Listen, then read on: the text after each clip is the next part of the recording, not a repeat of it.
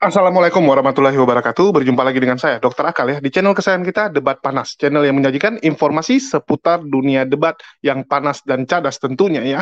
Dan pada kesempatan kali ini saya akan menanggapi ya satu buah video yang dibuat oleh Dr. Mangapul Sagala ya, Opung Mangapul Sagala yang menulis tentang kanal-kanal Islam dan juga Henry Tandias Dirgantara bla bla bla ya. Jadi Opung Mangapul Sagala ini membahas ya tentang pengajar.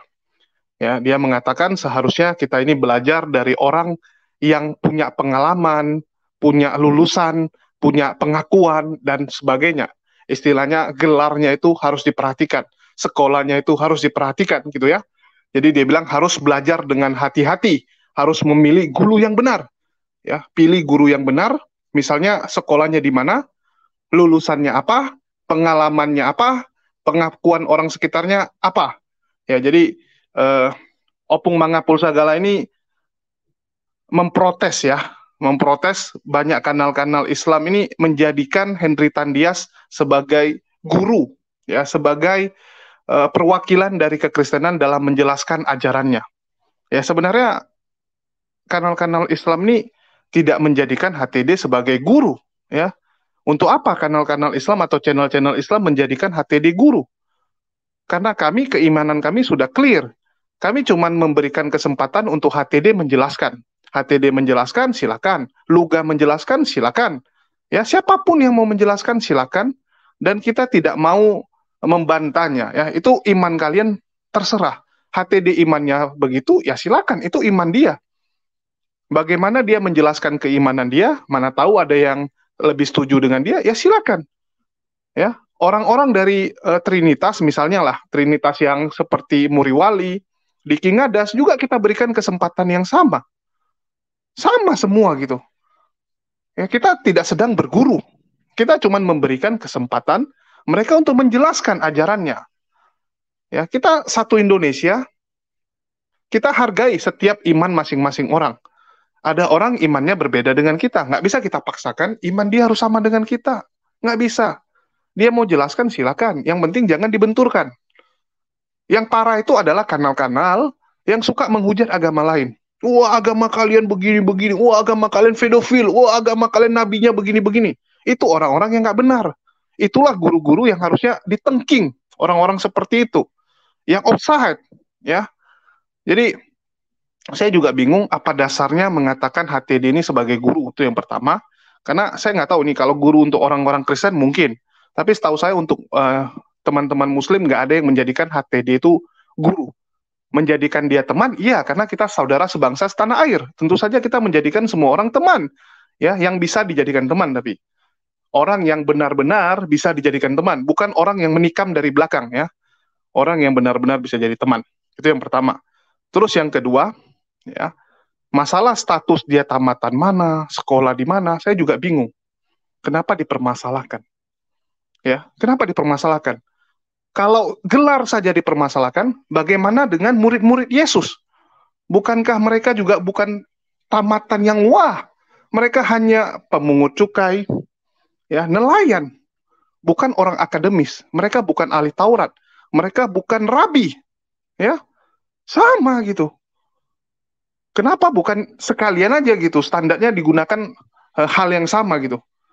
Kenapa 12 rasul itu nggak ada yang dari guru Yahudi atau rabi atau orang akademis gitu? Semua dari pemungut cukai dan mayoritas dari nelayan.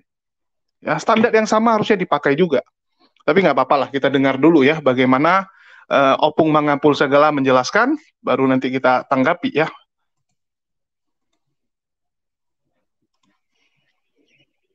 Misalnya, sekolahnya di mana? Ini namanya latar belakang pendidikan. Tentu ini sangat penting.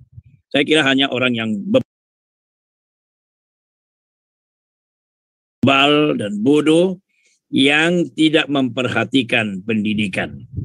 Itulah yang dikatakan Amsal. Orang bodoh dan bebal menghina didikan. Nah, karena itu mari kita lihat lulusannya apa. Ya, apakah dari lulusan SD, SMP, SMU, pengalamannya sejauh mana, lalu bagaimana pengakuan sekitar terhadapnya, hasil-hasil karyanya, kalau ada buku-bukunya, pengalaman dalam negeri, luar negeri, itu semua perlu. Ya, sebagai contoh, tentu rekan-rekan Islam bisa membedakan, katakanlah, antara Ustadz Abdul Somad yang lulusan luar negeri Maroko dengan Ustadz lain yang katakanlah hanya lulusan SMA.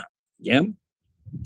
Hal yang keempat, saya mencatat dengan sedih hal ini. Beberapa kanal Islam menjadikan Henry Tandianta sebagai contoh memberi ajaran yang baik. Juga menjadi pengajar yang lebih rasional. Dan karena itu dijadikan contoh. Misalnya saya sudah bahas kemarin tentang Bung Julius. Ya.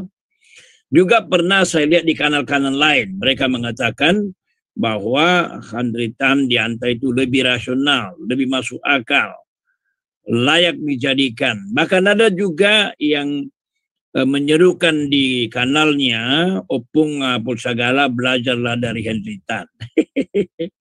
Ada juga di netizen di kolom live chat saya yang mengadu supaya Opung adu debat dengan Henry Tan.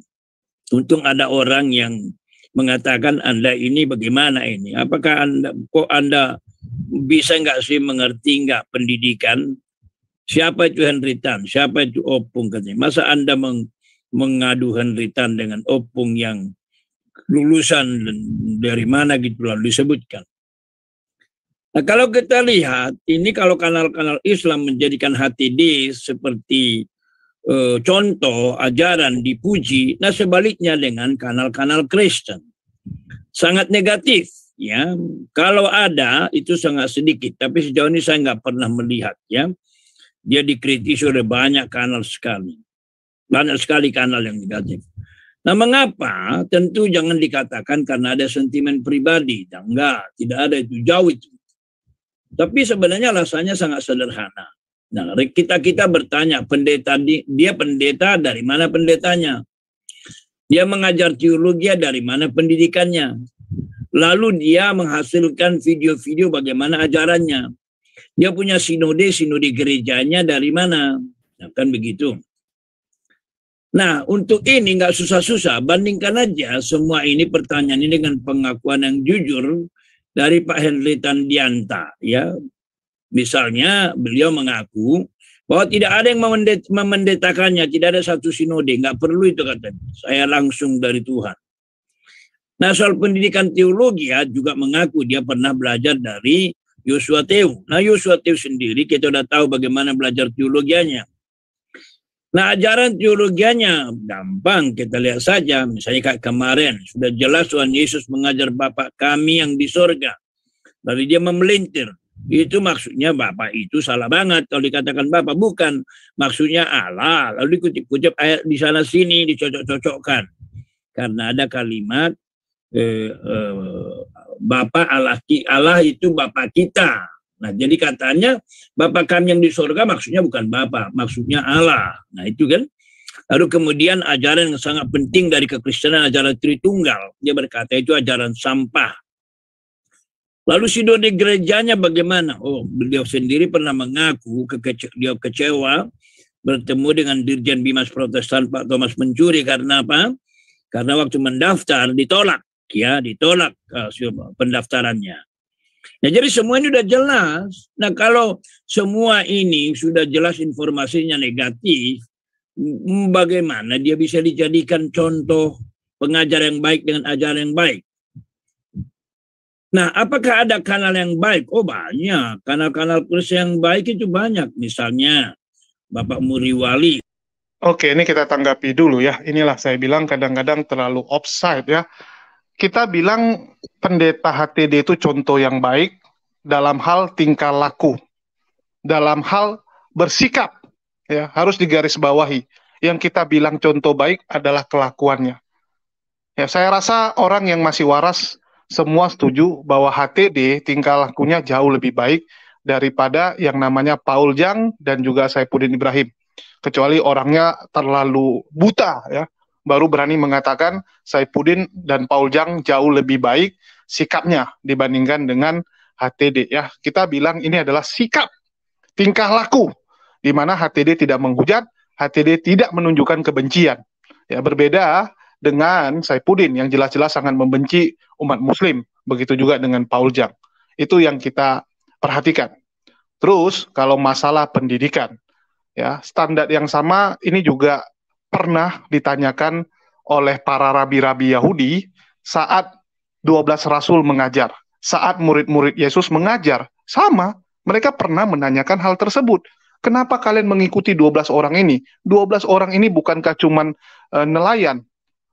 Di mana mereka sekolah? Karena untuk menjadi rabi itu harus sekolah sampai umur 30 tahun. Dari umur 14 sampai 30 baru boleh menjadi seorang guru. Bayangkan, ya, 10-an tahun lebih mereka belajar.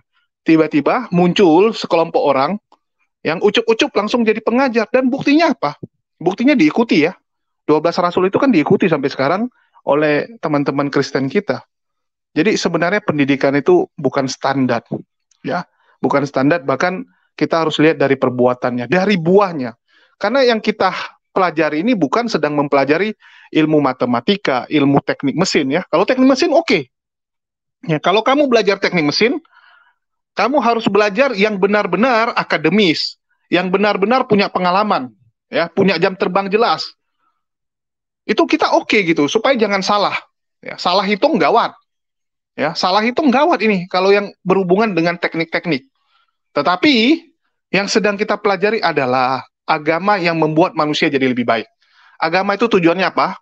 Membuat manusia jadi lebih baik. Ya, dan itu bisa kita lihat dari buahnya. Kita lihat saja dari buahnya, kelakuannya. Ya, apakah orang ini mengajarkan damai, mengajarkan kebaikan, atau mengajarkan keburukan, ya, kemunafikan, gayanya baik, pura-pura baik, tapi di belakang menusuk. Itu yang harus kita pelajari. Ya, harus kita pelajari itu. Itulah teman-teman, jadilah orang yang cerdas. Kita lihat berapa banyak orang-orang yang sukses.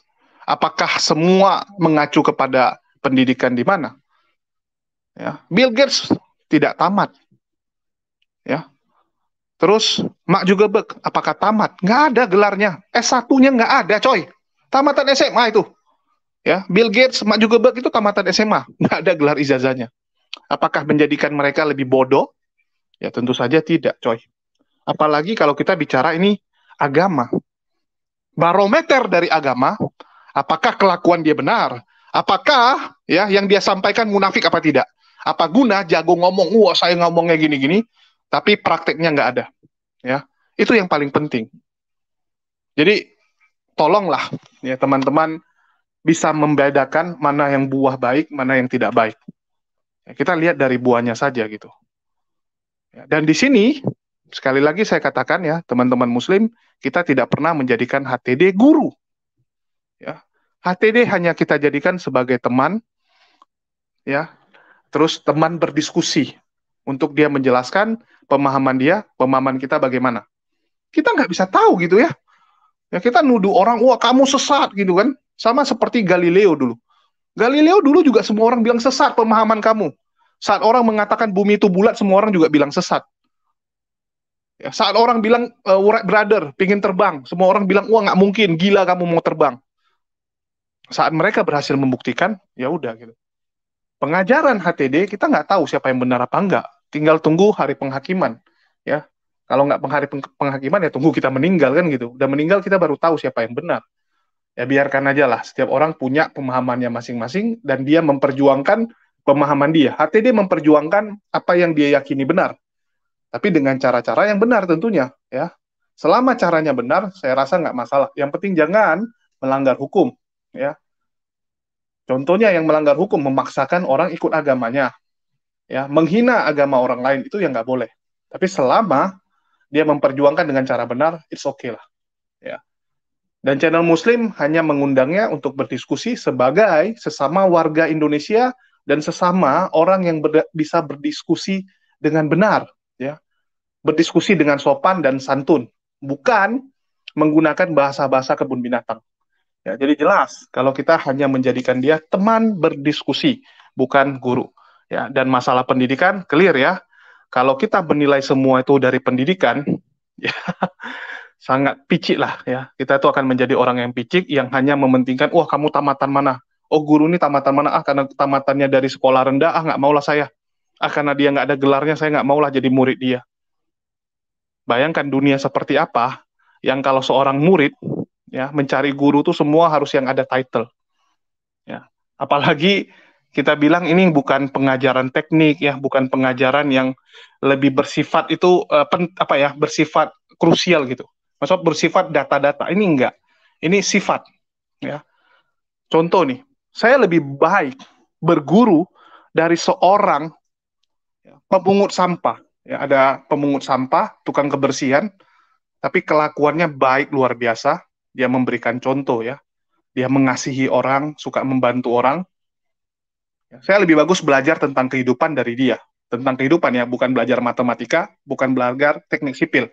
Belajar tentang kehidupan dari orang seperti itu, yang suka membantu orang lain, walaupun pekerjaan dia mungkin cuman petugas kebersihan, dibandingkan seorang profesor, ya, seorang profesor yang punya gelar begitu banyak, membuat buku begitu banyak, tapi kelakuannya, ya, cuman jago di teori doang, ya. Orang yang sebenarnya kasar, orang yang sebenarnya, ya, punya dua muka. Mending saya belajar dari yang gelandangan ini. Kenapa? Kita bisa lihat dari buahnya. Simple gitu, ya. Oke, kita lanjut. Ahli sistematika, Bapak Deki, Biblika, Bambang Nursena, ya, banyak bermain di dalam sejarah gereja dan juga bersentuhan dengan pemahaman Islam. Ya banyak sekali mereka mengajar secara bertanggung jawab. Ini hanya beberapa saja saya sebut, ya. Ya ada juga yang masih muda seperti Andre Tunggal, ya itu bagus, ya. Esra Soru tentunya kita semua tahu. Nah jika mau tahu kekristenan dengan benar, dengarlah mereka. Ya, sehingga Bapak Ibu tidak semakin jauh pemahamannya dari kekristenan yang benar. Sama halnya kalau saya mau mendengar Islam dengan benar, saya tidak mau mendengarkan ustadz-ustadz kiai-kiai yang nggak benar. Maka salah satu yang sungguh model saya adalah Kiai Agil Sirat, itu, ya, atau Kiai Oke, ya, ini mungkin sudah habis semua, ya. Ini terakhir kok. Jadi kanal-kanal yang baik, saya nggak ngerti standar baik itu apa. Ya, standar yang baik itu sebenarnya apa? Kelakuan baik, pengajaran baik, atau apa gitu. Ya, mungkin kita bisa lihat lah bagaimana di King Adas dalam channel-channelnya juga, ya, sorry ya, saya mau katakan bahwa juga banyak penghujatan yang dia lakukan, ya. Banyak juga penghujatan, dia bukan fokus dengan pengajarannya. Kalau Bambang Nursena bagus, dia fokus dengan pengajaran tanpa menyinggung orang. Tapi kalau di King Adas, setahu saya enggak, ya, setahu saya gitu, ya. Ya, karena saya merasa dia juga pengajarannya termasuk yang sangat frontal, ya, sangat keras. Tapi kalau mau dibilang jika mau belajar kekristenan yang benar, dengarkanlah mereka. Ya, ini kekristenan yang benar, tentu saja versinya Pak Mangapul Sagala, ya, versi Pak Mangapul Sagala. Karena kan banyak versi. Kita bisa lihat ada yang versi karismatik, tentu saja nggak setuju, ya. Yang versi oneness tentu saja nggak setuju. Yang versi Unitarian tentu saja nggak setuju. Bagi mereka Kristen yang benar tentu saja orang lain, ya, tentu saja orang lain. Jadi setiap orang punya hak lah, punya hak untuk menyatakan bahwa dirinya benar. Yang penting jangan memaksakan. Ya, saya punya hak mengatakan bahwa agama saya benar. Yang penting saya jangan melakukan kekerasan, saya jangan melakukan pemaksaan. Itu yang paling penting. Dan sekali lagi saya ingatkan, ya, bagi teman-teman, jangan lupa juga orang yang masuk surga. Anda boleh cek. Ya, Anda boleh cek di semua agama. Orang yang masuk ke kerajaan surga, ya, ke tempat surga, itu bukan orang yang punya gelar akademis, bukan orang, oh murid, kamu ini muridnya siapa? Oh kamu muridnya, ya, misalnya si Polan. Oh karena kamu muridnya Polan, kamu masuk surga. Nggak ada. Nggak ada itu, ya. Yang masuk ke surga itu orang yang melakukan tindakan yang benar, perbuatan yang benar, melakukan kehendak dari Sang Pencipta. Semua agama sama, ya. Melakukan hal yang benar, maka Anda masuk surga, bukan karena gelar akademis Anda, bukan karena Anda pernah khotbah sampai didengar berapa ribu orang, bukan karena Anda pernah buat buku, bukan karena Anda muridnya siapa. Ya, nggak ada itu. Nggak ada itu, ya. Bukan karena Anda jenius juga gitu. Bukan karena Anda, wah, lu menghafal gitu kan, banyak sekali. Anda bisa bahasa, sampai 10 bahasa, 20 bahasa, nggak ada. Ya, hidup ini simple, kita yang buat susah. Hidup aja yang benar. Jangan nyusahin orang lain, jadi berkat bagi orang lain. Ya, jadi berkat bagi orang lain. Kalau belum bisa menjadi berkat, minimal tersenyumlah. Ya, dengan kita tersenyum kepada orang lain, hidup orang jadi lebih cerah. Ya, kita membantu sebisa kita, itu jauh lebih bahagia. Jadi nggak perlu, wah saya ngerti ini, wah saya ngerti ini, enggak. Dalam praktek aja, bagaimana Anda tunjukkan kelakuan benar, mengasihi sesama manusia, ya, membantu selagi Anda masih bisa, bantulah orang, hiduplah untuk menjadi uh, kebahagiaan bagi orang lain. Ya, Anda menjadi tempat orang bisa jauh lebih bahagia. Jadi itu yang jauh lebih penting dibandingkan dengan seugruk teori gitu ya, teori yang begitu banyak, ini itu nggak penting. Itu menurut saya ya, bisa jadi menurut teman-teman berbeda, terserah. Jadi kalau menurut saya yang paling penting adalah tingkah laku, kelakuan, ya, bagaimana Anda bersikap, bagaimana Anda memperlakukan orang lain, itu yang paling penting. Ya, bukan pikiran picik, bukan wah sana jahat, sini jahat, menuduh orang jahat, bukan. Ya, nggak ada guna hidup seperti itu, membawa penderitaan. Dan tolak ukur kebijaksanaan itu bukan karena gelar akademis, bukan usia, bukan karena kamu hidup lebih lama, bukan karena pengalaman, no. Ya, ingat. Ya, yang pertama bisa jadi yang terakhir bisa jadi yang pertama, ya. Jadi inilah arti dari segala hal itu bisa berubah gitu ya. Paling penting kelakuan. Jadi balik lagi sikap positif yang harus kalian tunjukkan. Itu aja dari saya. Makasih ya buat teman-teman yang udah nyimak. Dan sekali lagi, kalau HTD itu hanya sebagai teman diskusi kita, karena kita merasa HTD ini bisa diajak diskusi, bisa diajak berteman. Sama seperti Luga gitu ya. Kita juga tahu Luga itu ngomongnya bagaimana. Ya, bagaimana jalan pikirannya Lugahon. Tetapi saya rasa teman-teman Muslim semua bijak. Mereka tahu Luga ini seperti apa. Ya, kita cuma diskusi, cuma sebagai teman. Ya, tidak lebih dari itu. Itu aja dari saya. Makasih buat teman-teman semua. Di akhir kata saya ucapkan wassalamualaikum warahmatullahi wabarakatuh dan salam waras.